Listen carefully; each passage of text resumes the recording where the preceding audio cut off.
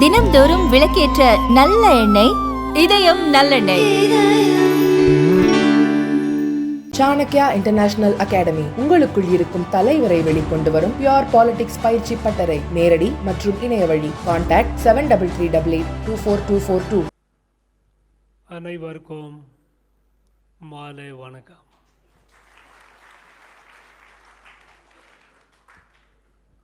Distinguished dignitaries on the dais, Dr. S. Vaidya Subramaniam, Dr. C.M.K. Reddy, Thiru K. Rajesh Rao, Thiru Anwar, Thiru Manjeet Singh Nayyar, Thiru Kirlosh Kumar, distinguished officers of Indian Army,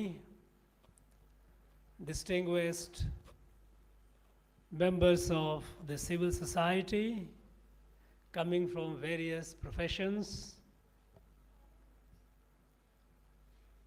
gracious ladies and gentlemen, we are celebrating the statehood day of 16 entities, 9 states and 7 union territories, which happen to be created on this day at various points of time. States: Tamil Nadu, Karnataka, Kerala, Andhra, Madhya Pradesh, Chhattisgarh, Punjab, Haryana, Uttarakhand. Union territories: Delhi, Chandigarh, Jammu and Kashmir, Ladakh, Andaman Nicobar, Lakshadweep, Puducherry were created. Now, at the very outset, I would like to express my deep sense of gratitude to all the distinguished persons from various walks of our life, from education, from medicine, from business, from art and culture, various walks, who have been serving the society, enriching our life, material, intellectual, and spiritual life. Military officers who have been defending the country not only from external aggression but also in times of needs like natural disaster, which happens so often nowadays, as the first responder to provide rescue and relief. Felicitating all these eminent persons is indeed a matter of pride for me and for the Raj Bhavan. I thank you all for the services that you are doing.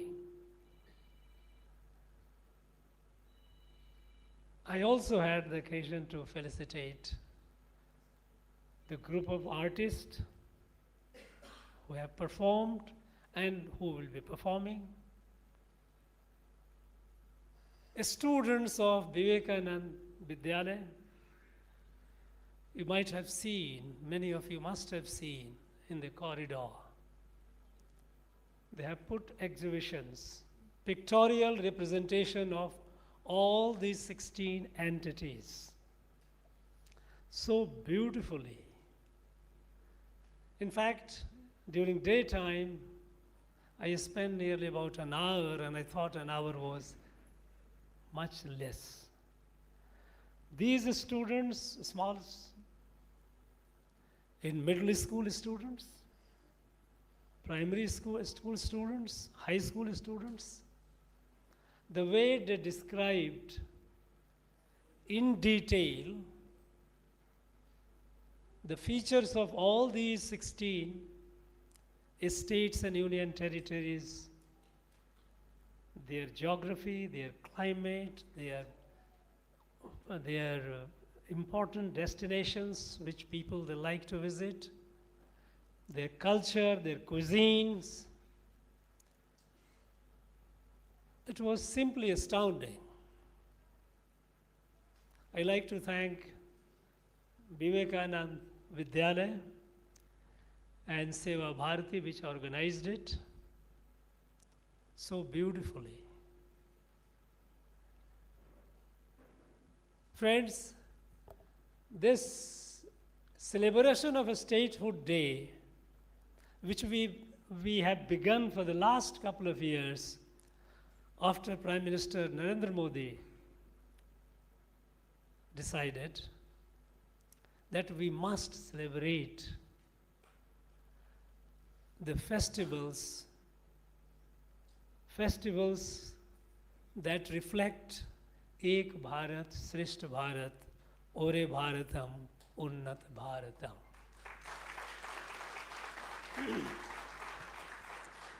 You know, when we say states, we tend to believe that states have been there forever. No. States are much, much recent creations. These are innovations for better governance, better administration. In fact, there was no concept of a state until the British came. They created provinces for their administrative convenience because they wanted to have administration of this. Such a mighty Bharat. It was not possible to do it from one particular location, so they created provinces. They created large number of princely estates.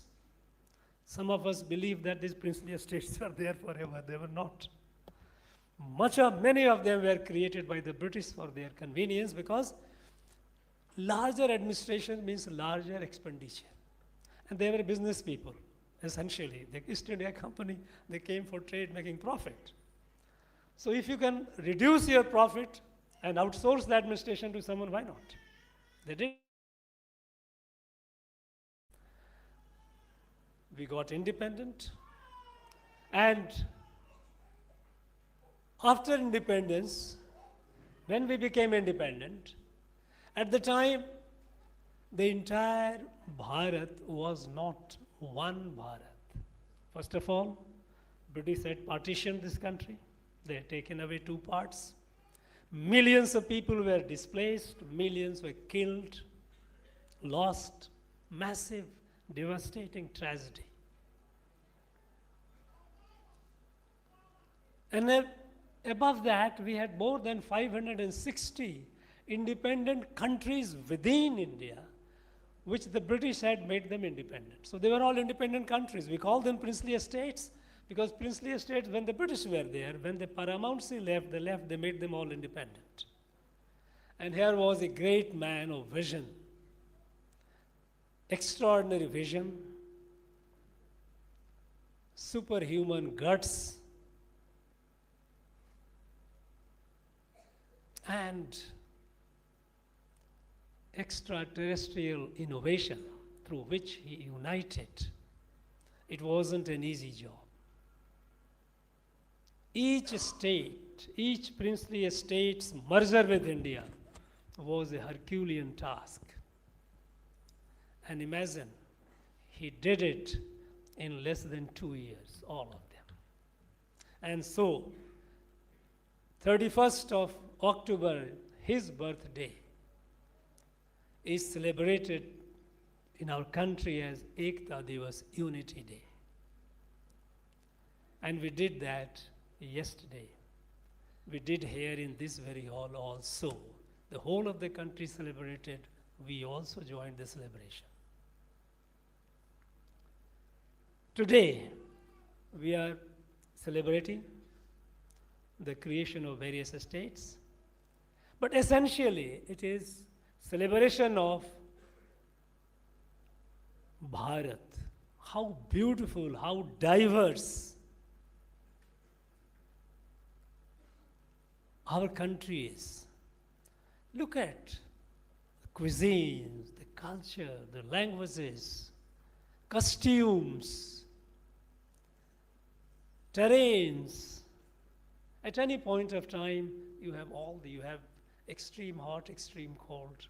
Somewhere it is raining, somewhere it's dry. All the climates that you can conceive of, you have at any point of time in some part or other of this country. This great country, which we celebrate by calling it unity in diversity, it's a country that it needs deeper understanding. In fact, the people, everyone, at the subconscious level, at the instinct level, we all know how the whole country is. I had the privilege to serve in various parts of this country. When I was in Jammu and Kashmir, there is in Srinagar, you have Sankara Hills, Shankaracharya's temple. Sankara temple built by Adi Shankaracharya. You could see, look, a person coming from southernmost tip of our country, going to Kashmir and establishing the institution. I also learned there that when he passed away, his first successor, the first successor of Adi Shankaracharya, Sureswaracharya, was from Kashmir. He brought them from Kashmir. Where is the distance? Today we say it's north and south. Uttarakhand, Badrinath. Again,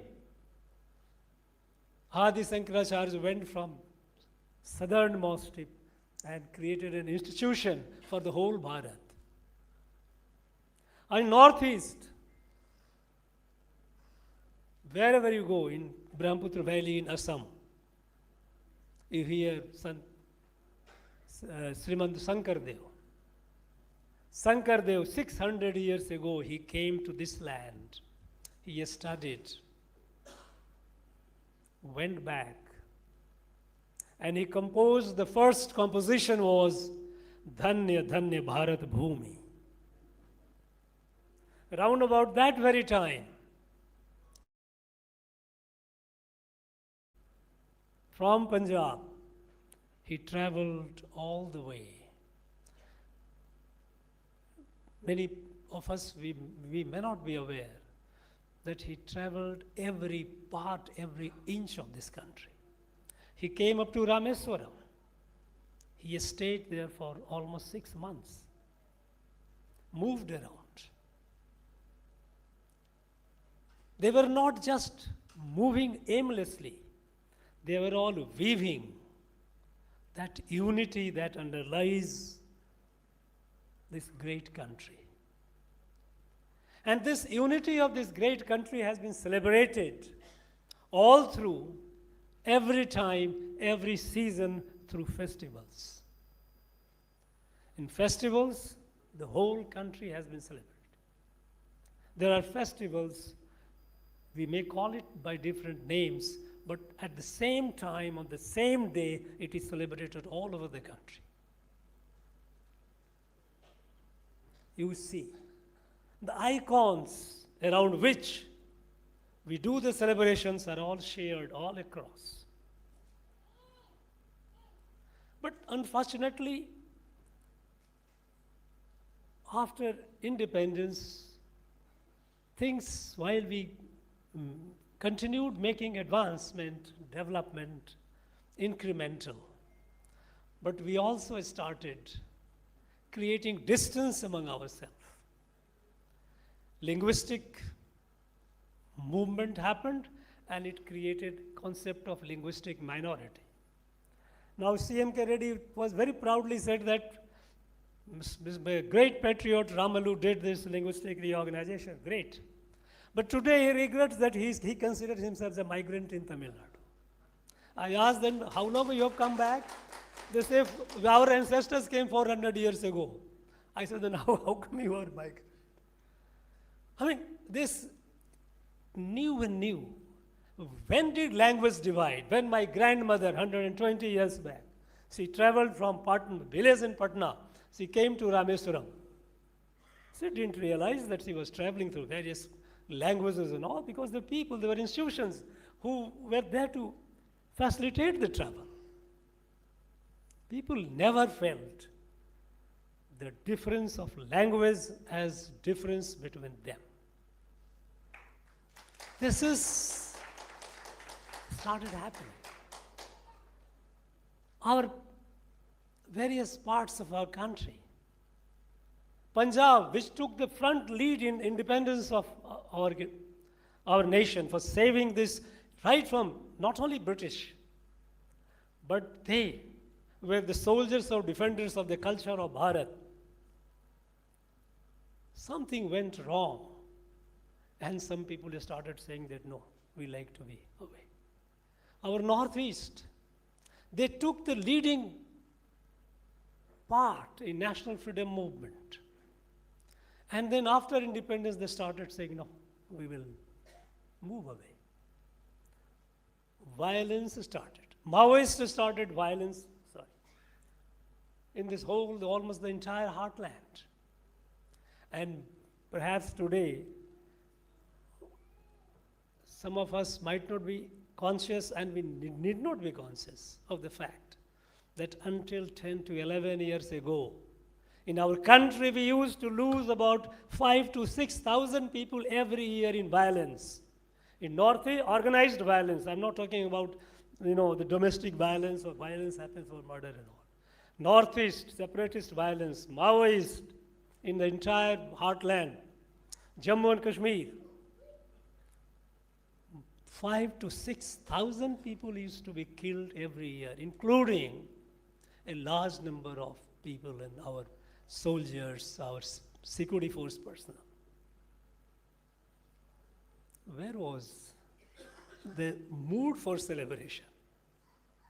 Every time, in fact, our enemies, they started talking about balkanization of India.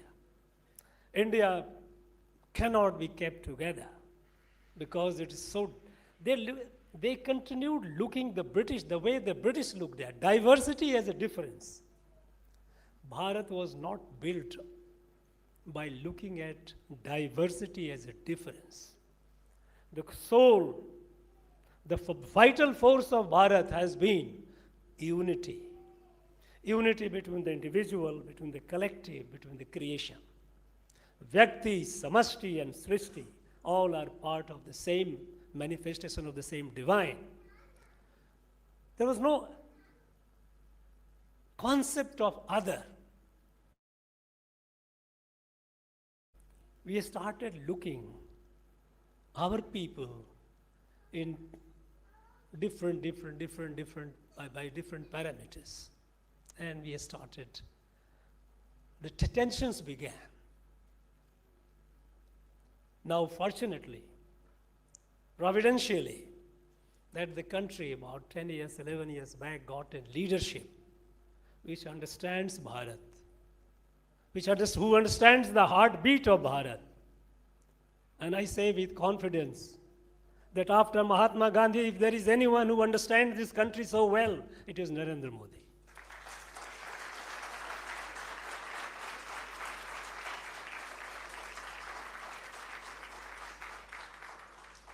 Look at the transformation.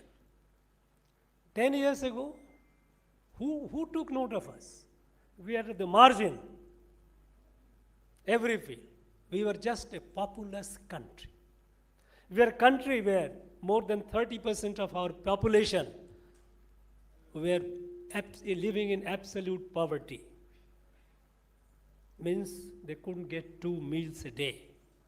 No roof over their head. You fall sick, you perish. This was the state. In terms of knowledge, science and technology, where were we? WIPO, World Intellectual Property Organization. If you look at the data, intellectual property, the patents created in India were just a few hundred.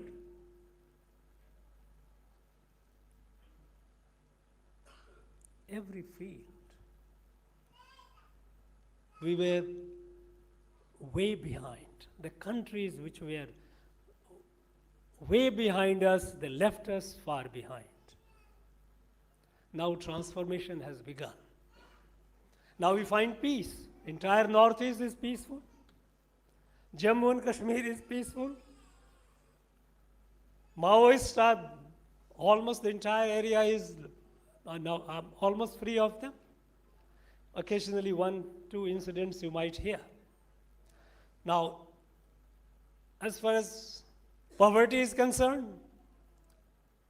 international organizations, they say that 25 crore people have been pulled out of poverty in the last 10 years. 25 crores. The level of absolute poverty from over 30% has come down to below 6%. It's not it's the international organizations who say that. These miracles have happened because there is a leadership who has a right orientation. I don't say that earlier people didn't have the right intention, but right intention must be coupled with right orientation. We must have a clarity about who we are. As a country, as a Bharat, it is a kutumbam, a family. And if you look at this country as a family, a celebration of any part, our extended family, any celebration is a celebration of the entire family, is not of just one. If in my family, if my one brother has achieved something and there is a celebration, I cannot be away from that, I am part of that. So when the concept of a statehood day celebration, Prime Minister Modi gave, he thought that, look, a statehood day is the best opportunity to celebrate the Bharat through the culture of that particular people of that state. By the way, a state doesn't have a culture. A state is a political entity. Culture belongs to the people. It's society. So the people of that particular state, who live in that state, their culture is celebrate, they are ours. Look at the beauty, look at the diversity of our country. Today, we are fortunate that we are celebrating 16 states and union territories culture. This is Ek Bharat, Shrestha Bharat.